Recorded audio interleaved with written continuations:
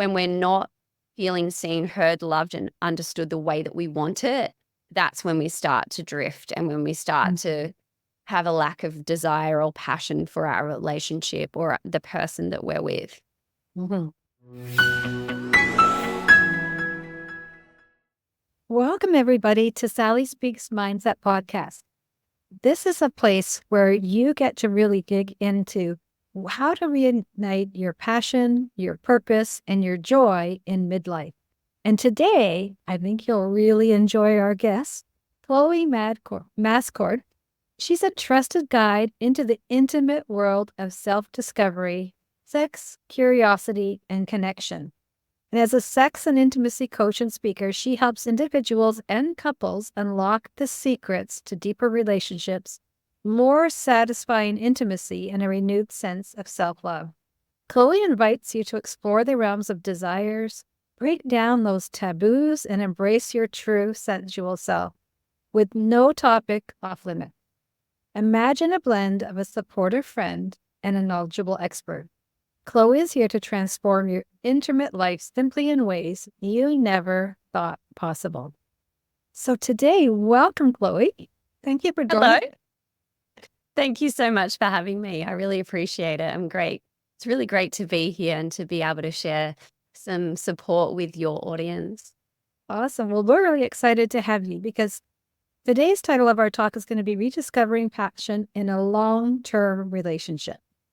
And I know a lot of the people that would be viewing our podcast have been in long-term relationships, and sometimes it can become stale. Sometimes it can be exciting, but it can also become stale after 20, 30, 40 years in a relationship. So why don't we start off with the question, how does one rediscover their passion when they've been in a long-term relationship? Yeah, great. So when we're talking about rediscovering passion, I think it's actually really normal and natural for the passion to fall away or to take a dip in a long-term relationship. I know that we're in the beginning stages of a relationship. We have the honeymoon period, right? Yes. So I think one point I really want to bring to your audience is that it's absolutely possible at any stage. It doesn't matter how long you've been together. It is very possible. Passion doesn't have to fade with time. In fact, it can actually deepen and evolve. And what we often find in relationships is in the beginning when, we're getting to know each other's bodies and we're getting to know each other's personalities and how each other works and what we enjoy and what we don't enjoy, it can be a bit of a trial and error period. And when we're in a longer term relationship and we learn what the other person likes and doesn't like, there's an opportunity there to experience the things that we like more and more often. And I think what we sometimes get caught up in is that once we find something that our partner likes, we kind of just stick to that. And we don't try, new strategies of how to create passion and desire in the relationship, because once we've kind of hit the mark, then we go, okay, well, I found it. So I don't need to keep exploring, or I don't need to keep being curious about it. I'd love to share a story about one of my clients. So one of my clients was married for 20 years and she felt that the spark had completely disappeared in her relationship. And her husband were caught up in the routine of work and parenting and day-to-day chores and things like that. And so they started to just implement new little gestures of affection and began to ignite the passion through leaving little tokens of appreciation and notes for each other, and trying new ways of connection. Like, for example, they would go on evening walks together with their dogs, but they wouldn't hold hands. So they started to do these little acts that reminded them of the early days in their dating, and it created these beautiful moments of connection. And so when we understand what it is that brings our partner joy, and also is speaking to their love language, which is something that we can talk about a little bit if you like, then we can really, using that information that we know about ourselves and about our partner, we can actually get to that passion a lot quicker. Mhm. I love that. And I think, everybody thinks that it has to be all like fireworks. As we go through. And, oftentimes, my husband and I go out for walks and we are holding hands when we're walking, or we're hiking together. And then all of a sudden we'll stop and we'll take pictures and, we'll just appreciate things together. And all of that brings us closer together. And oftentimes people look at us and think that we're much younger than we are, probably because of the way that we're showing up, right? Because we still have that. But yet I know there's a lot of people out there that I've ran into that say, oh, I could care less if I ever have sex again. I'm like feeling so sad for them, because this is a natural piece of who we are and a natural fulfillment. And I love how you're talking about your client that took those little steps to just get back to that initial spark, that initial connection, and that even that hand holding can make such a difference. Absolutely. And I love that people notice that your dynamic in your relationship is almost youth-like, the way that you interact together. Yeah. I think it's beautiful to have that freshness, and a great way to bring that freshness into the relationship is to try new activities together, to learn something together, to do something you haven't done in a while together. And it's a really beautiful opportunity to start to open up a different part of your mind and your brain. And learning a skill together is being proven to be one of the deepest ways that you can connect with your partner. So, maybe there's like a barista course or something that you've always wanted to do with your partner that you've never really done. It's bringing those things into your life that haven't necessarily been on the top of the priority list. But I love that you mentioned that there's some people that just maybe don't want to have sex anymore, and they've just decided that that's how it's going to be. We briefly touched on it before when we first started talking, just around how when we're at that point in a relationship and we've kind of feel like we're doing the same thing and having the same dynamic play out in the intimacy, and it's not landing anymore, that's when there's an opportunity to go, okay, as human beings, we're constantly evolving. What may have brought us enjoyment and pleasure and ignited our spark back, 10 years ago or 5 years ago, or even yesterday, may not be relevant anymore. It may not be something that we actually enjoy. And I think it's a beautiful way to start a new rediscovery process within ourselves and also within our relationship, where we can start to understand, what is this new journey that I'm on? What is it that I would really like now in my relationship? And being able to communicate that with your partner and say, okay, this is exciting. This is an opportunity for us to be curious, rather than just going, because I don't like the sex that we're currently having doesn't mean that I don't like sex, right? Right. Right. And I think there's a couple key points that I picked up from what you were just saying. And one of them was, and I believe I've had a lot of clients that have come to me and they just feel like they've grown apart from their partner. And we get into such habitual behaviors in our day-to-day life that we just become accustomed to it. And so being able to break that, like you're talking about, by, as an example, taking a course that you're both interested in, or learning something together where you can come back and have that conversation and be able to get that spark going, but just get a new interest going. I think that's a great idea. I love that a lot, because so many people just think, what is there else to do? We do, we go visit the grandkids, we go visit the kids, we, are involved with the family, and that's the time that we get the most joy in our life. But we're separated from that spouse as far as having that joy and being together. So what you're saying is so powerful. And for so many couples to just understand that this is normal and it's okay. We can fix it. There's a way for you to be able to change it, to bring that, because as you become an empty nester, what we are right now, they have each other at home. So what are you finding with people that are the empty nesters when they're at home, is there a lot of that just habitual behavior that comes into play, or are they able to really step into that new dimension that you're talking about and regaining that in their relationship? I love that you mentioned the empty nesters. I was thinking it's a really good point to make. And the thing I like, and I get goosebumps about this, because the way I look at this stage in your life is that it's an opportunity for a new chapter. Like, this Mhm. is a really beautiful space to do the things that you have been putting off and putting everyone else before Right. yourself, and being the last on the to-do list and making sure everyone else is okay. Mm. And so now the slate is essentially wiped clean, which is scary for some people, because they kind of lose themselves and they don't really know what to do with their days. But it's a beautiful opportunity to start this rediscovery process with themselves, Mhm. and for the relationship and the connection in the relationship. And I think what I often work with clients on, no matter what age, is it all starts with us. It all starts with us as an individual, and making sure that we're filling our cup.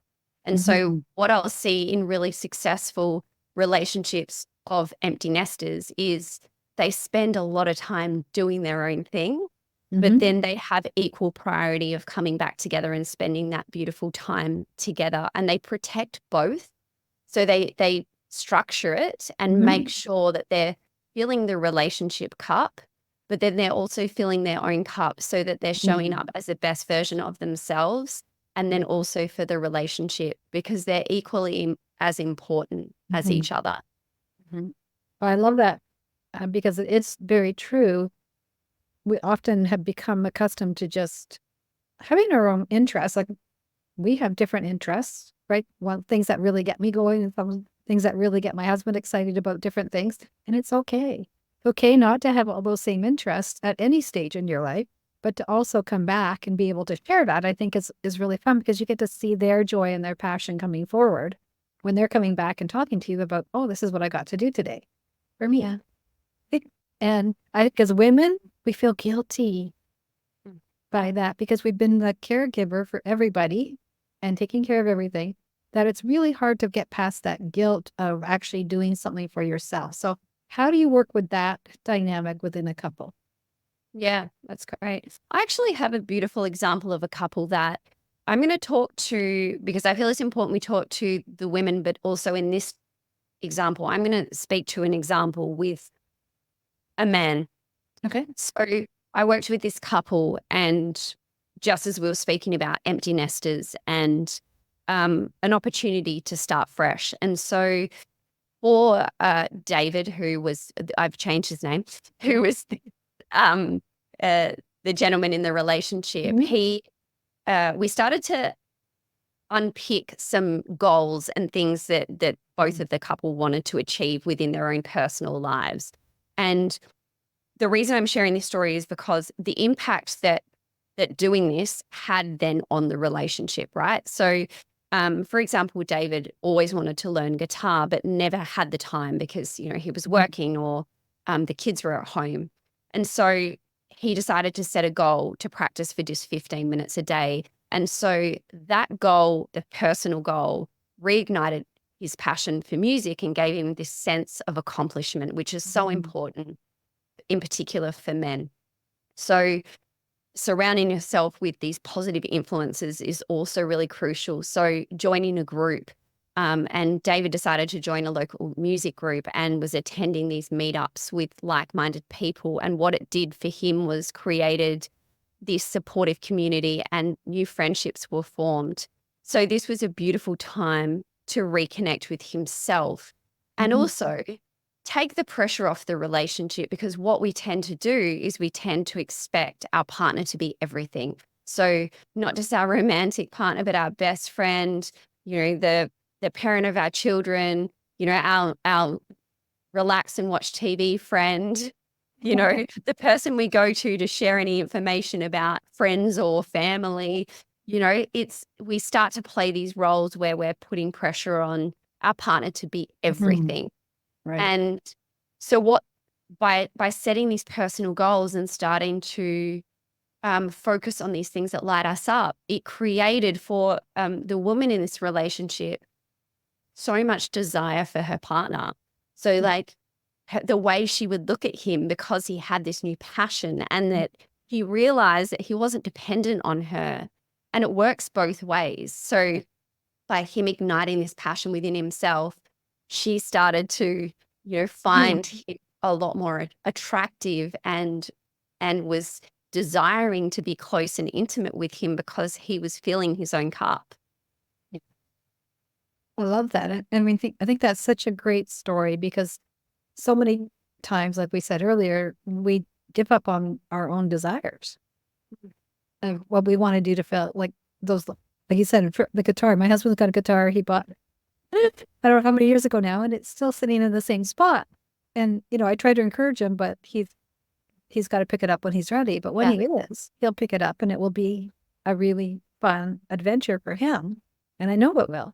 So, I mean, you can only ask them to do things, or they can only choose to do them ready. But when they are, it will give him, like you said, more of a sense of accomplishment, a sense of community. All of those different things can come into play in a relationship. And that does really offer the opportunity to just admire somebody for taking on that new skill set. Yeah. And the beautiful thing is, if you are in that dynamic where it's your partner that you would really love to see them do this, if you do it and they see within you the positive change, that could be enough for them to go, oh, okay, if I prioritize myself, that actually has a reward. And so instead of, wanting to have that conversation and be like, you've got to do it, you should do it. It's if you start to take these steps and your partner sees the positive outcome, they're much more likely to step into that space as well. Yeah. Just shows the confidence that they can have and the freedom they can have within the relationship. Yes, that's a beautiful word, freedom. I love that, because there's been, many relationships that I personally have been in where you don't feel free. And it's not a good feeling. It starts to feel like you're missing out on something, or that you can't achieve all of the goals that you want to achieve in your life if you have that particular relationship. But what we want to create is a space in our relationship where we can hold that space for each other, but also for ourselves to be who we really want to be. And we only have one life. And if we're choosing to spend it with this partner, we want to be able to achieve the goals we want to achieve. Exactly. I love that. So now I want to flip over to a little thing that happens for us as women, and it's menopause.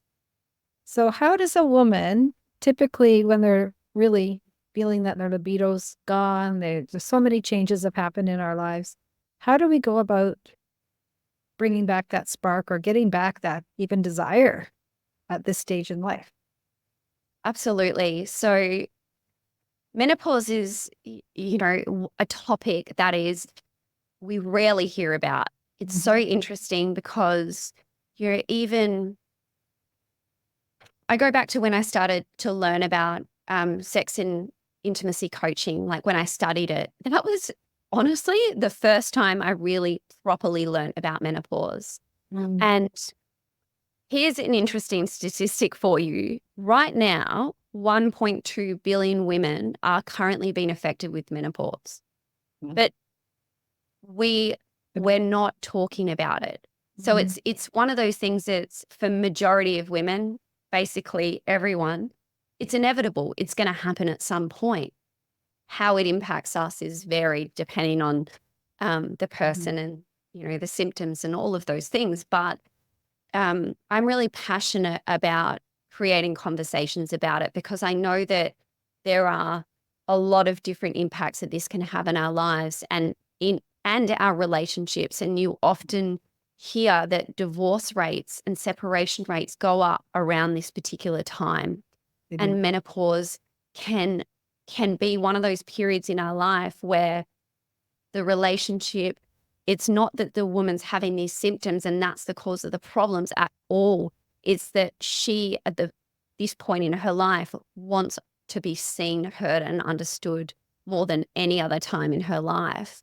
And it's confusing for the people involved and for the relationship, because we're trying to understand it as women, what's actually going on in our body, and we don't even know what's going on, let alone how to communicate with our partner about what's going on, right?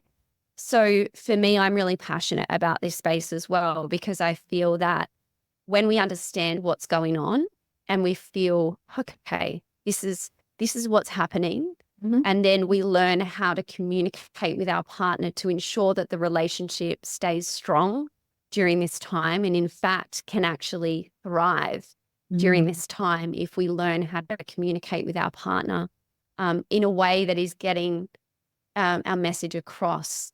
But what we need to understand within ourselves is what's actually going on. Yeah. But it is something that I feel needs to be normalized and spoken about more, so that we can feel as women a more of a community space where we can hold that space for each other during these challenging times in our life. And I think, having been through all of these different stages myself, a big piece of it becomes the body confidence, because your whole metabolism changes. Everything you were doing before doesn't work anymore.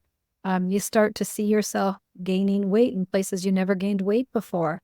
And, if we want to be with our partner, we don't feel sexy anymore. We don't feel confident.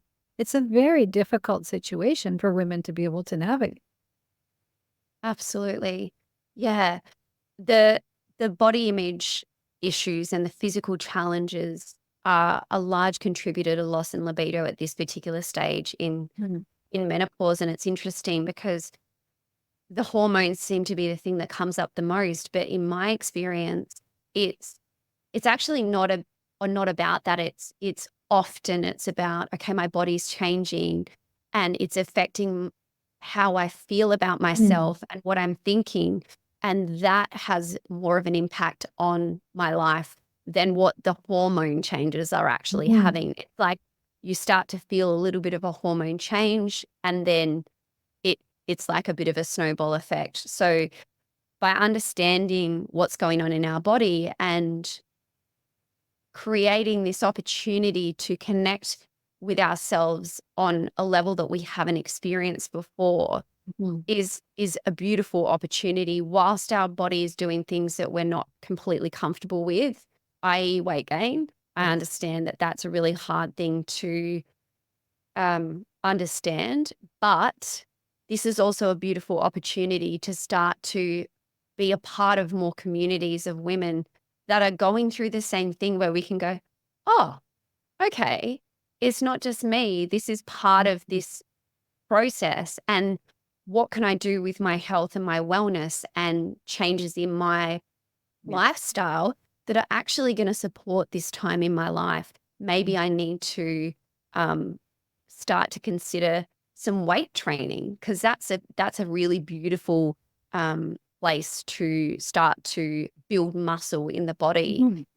In particular, at this point in our lives, it's really important. So there's a few different routes we can go on that are going to nourish our bodies, as opposed to just give up or feel like, oh, well, there's nothing I can do, because there definitely is.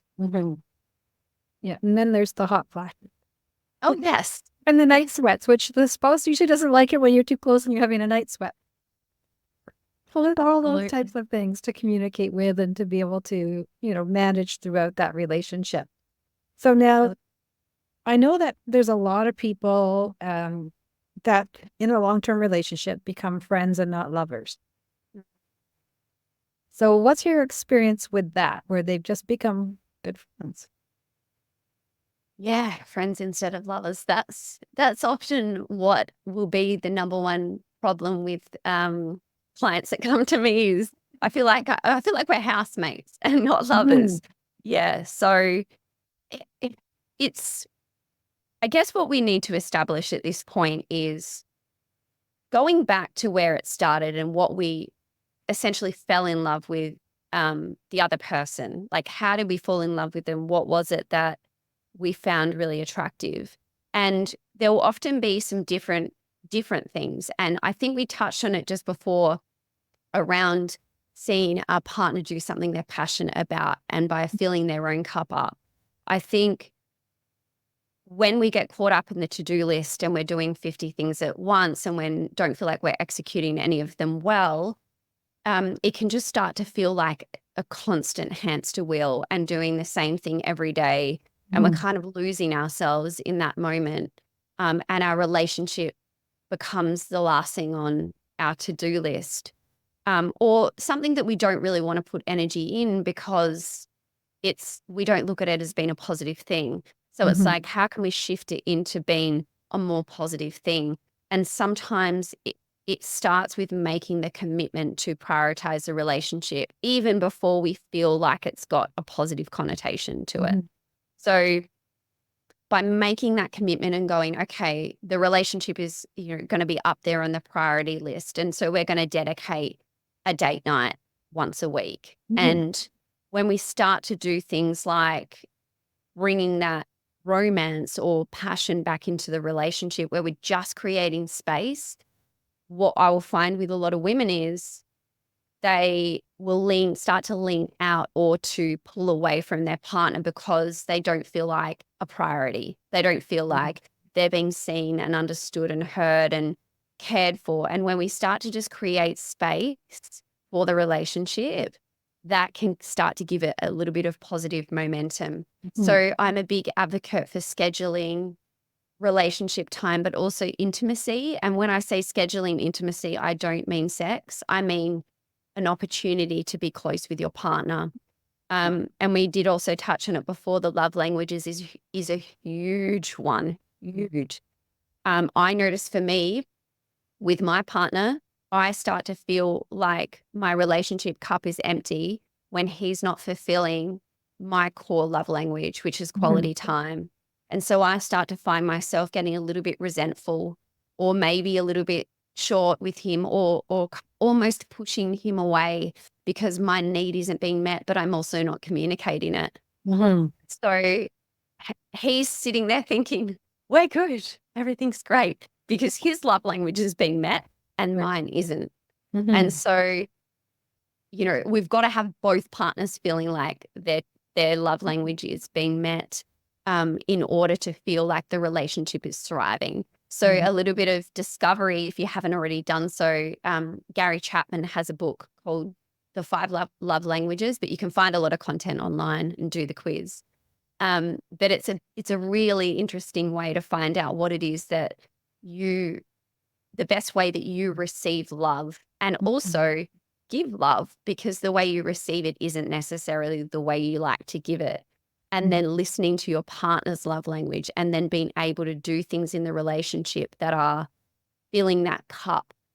Because when we're not feeling seen, heard, loved, and understood the way that we want it, that's when we start to drift and when we start to have a lack of desire or passion for our relationship or the person that we're with. Yeah, I think the love languages is a huge opportunity for couples to be able to dig into, because oftentimes you don't understand people's, like you said, the love languages. Like some people just love to give gifts. And when I was first introduced to it, it was by a girlfriend of mine, and she was saying how she was always frustrated with her sister because her sister always had to be giving gifts. She says, I don't want me to give. They don't, they're like, I wish she would stop giving me these gifts. And then she said, and then I realized that that's her love language, is that the gifts. And so, which says, once I realized that, I was easily able to accept it because I knew that it was important to her. Yeah. Right. So that's just one example of even just in a family relationship with a sister, let alone with a couple. I mean, my husband and I are very similar in what our love language is. And we went through that practice about 10 years ago. But it still comes up today for us to remind each other of what the love language is. So I highly recommend that. Like Chloe said, you can access the information easily, or just head over to your bookstore and pick it up, or order from Amazon, whatever it is that you want to do. Because I do believe that that is something that we haven't been trained on people's love languages and understanding what really makes them feel appreciated and worthy in the relationship. Totally. And there's a really interesting thing because my partner also has quality time high on his list, but his version of quality time is not the same as mine. So I'm like, we're spending quality time, eating our dinner at the table and playing a card game. Yeah. And we might watch a show together. And he's like, quality time, tick. I feel great. I'm next to her. Whereas my quality time is completely undistracted, one-on-one time, eye contact, deep conversation. So two vastly different things, but that's what's covered in the book. It's a beautiful tool to learn about ourselves, but also about the person we love and the other people that are close to us as well, family, friends. It's really interesting. Yeah. So this has been a fabulous conversation. I really have enjoyed it. And I think there's so many great tips in here. So make sure you listen to it a couple of times if you need to really think about your relationship and how you're responding to your spouse and how to actually manage through some of these changes in our lives. The empty nester, the stay-at-home mom, whatever it might be that your situation is right now. And for those of us that are in those 50 plus age range, I know there's a lot of different dynamics that are happening and so much change happens at that period of time when, the kids are moving out. We're starting to get to know our partner again. We're getting to know them in a different perspective, not just as that spouse coming home from work and let's make sure we got the dinner on the table and the kids fed and, they're off to university or whatever. We need to make sure that we're reigniting that flame. So whatever that situation is, I hope that this has been enlightening for you. And so, Chloe, how can people connect with you? And is there anything that you wanted to offer to them to get to know some more information? Absolutely. Yeah, it's been a wonderful chat. Thank you so much. I'm really glad that we were able to open up some conversations around a few different topics. So thank you for holding the space and much needed as well. So I can be reached on Instagram at the honeyed.official. Or my website is a great space to head to and get some more information, www.honey-ed.com. And I'd love to offer your viewers, listeners, two little freebies. One is a free masterclass, How to Master Your Menopause. And would you like me to give them the link now? We'll put it in well, you can if you want to, yeah. Okay. Easy, I'll also put it in the show. Wonderful. So www.honey-ed.com/menopause, pretty straightforward. And then if that doesn't resonate with you and you're looking to reignite the passion or your libido, I also have a free guide I would love to offer, which is reigniting your libido in just 15 minutes a day. And that freebie you can find at www.honey-ed.com/links. Nice. Thank you so much. That's great. And I hope that everybody takes advantage of this because at any stage in your relationship, we could all use Chloe. Appreciate it. Today, and thank you so much for being our guest. If you enjoyed this, please make sure you like, follow, and subscribe for more because I'm sure we'll end up having Chloe back a little later because she's got so much goodness to be able to share with us. So thank you for joining. I can't wait.